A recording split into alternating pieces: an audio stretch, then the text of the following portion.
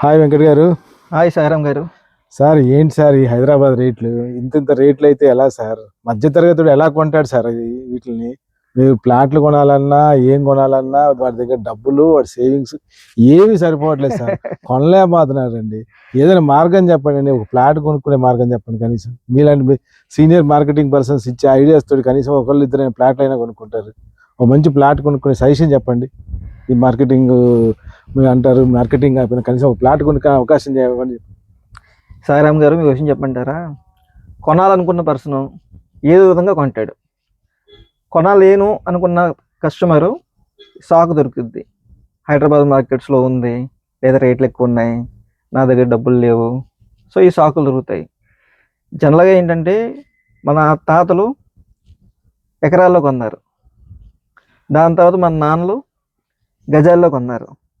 ఇప్పుడు మనం ఏం చేస్తున్నాం? ఎస్ఎఫ్టీలో కొంటున్నాం. ఇంకా నెక్స్ట్ జనరేషన్ ఎలా ఉంటుంది దీని ప్రకారం మీ అంచనా వదిలేస్తున్నా.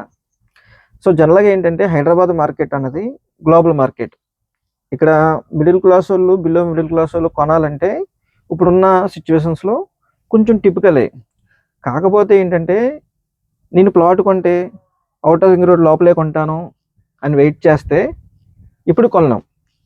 మేబీ 100లో 10 మంది కొనొచ్చేమో, కానీ 90 మంది ఫ్యూచర్లో కూడా కొనకపోవచ్చు.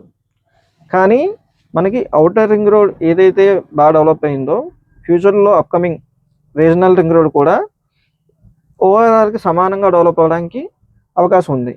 కాకపోతే ఒక 10 సంవత్సరాలు పట్టొచ్చు, ఒక 15 సంవత్సరాలు పట్టొచ్చు, అంతే. జనరల్గా ఏంటంటే అండి, అవుట్స్కట్స్కి వెళ్ళిపోయిన తర్వాత ప్లాట్ వాల్యూ తక్కువ ఉంటుంది. ఫర్ ఎగ్జాంపుల్ ఒక మిడిల్ క్లాస్ పర్సన్, ఒక 50,000 జీతం వస్తున్న పర్సన్ మనం ఎగ్జాంపుల్ తీసుకుందాం ఈ కేసులో. సో ఈ 50,000 జీతం అంటే సంవత్సరానికైనా ఒక 6 లక్షల ఇన్కమ్ ఎర్న్ చేస్తాడు. ఇందులో ఒక 3 లక్షల ఇన్కమ్ ఎక్స్పెన్సెస్కి వెళ్ళిపోతాయి. ఇంకా ఆయన మిగిలిందంతా 3 లక్షలు. ఇదే 3 లక్షల కస్టమరు ఒక 15 లక్షల ప్రాపర్టీ కొనాలంటే కనీసం ఒక 5 సంవత్సరాలు వెయిట్ చేయాలి. కానీ 5 సంవత్సరాల తర్వాత ఈ 15 లక్షల ప్లాట్ అన్నది 15 లక్షలు ఉంటుందా?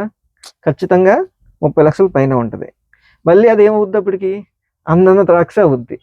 సో ఇలా కాకుండా మిడిల్ క్లాస్ వాళ్ళకి, బిలో మిడిల్ క్లాస్ వాళ్ళకి నేను ఇచ్చే సజెషన్ ఏంటంటే, మీ దగ్గర ఉన్న సేవింగ్స్ కాకుండా మీకు ఆంధ్రాలో కానీ లేదంటే తెలంగాణలో కానీ ఎక్కడన్నా మీకు సొంత ఇల్లు ఉంటుంది.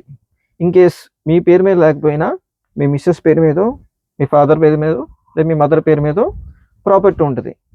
ఈ ప్రాపర్టీని మీరు మార్టిగేజ్ లోన్ తీసుకుని ఒక 15 లక్షలు 20 లక్షలు మీరు లోన్ ద్వారా మనీ మీరు అడ్జస్ట్ చేయొచ్చు. ఈ 20 lakhs అమౌంట్ మీరు ఒక మంచి ఏరియాలో, డెవలప్మెంట్ అవుతున్న సరౌండింగ్ మంచి డెవలప్మెంట్స్ ఉన్న ఏరియాలో మీరు ఇన్వెస్ట్ చేస్తే మీకు ప్లాట్ వస్తుంది, రిజిస్ట్రేషన్ అయిపోతుంది డాక్యుమెంటు. మీరు ప్రాపర్టీ కొన్న ప్లాటు మీ ప్రాపర్టీయే, ఊళ్ళో ఉన్న ప్రాపర్టీ మీ ప్రాపర్టీయే. ఏదిలోనైతే ఏముంది? రెండు ఒకటే. కాకపోతే ఈ 20 లక్షలు పెట్టి మీకు ప్లాట్ వస్తుంది, అలాగే 20 లక్షలకు కూడా ఈఎంఐ 20,000 మించి ఉండదు. సో దానివల్ల ఏంటంటే మీకు కొన్ని ఆప్షన్స్ ఈజీ అవుద్ది.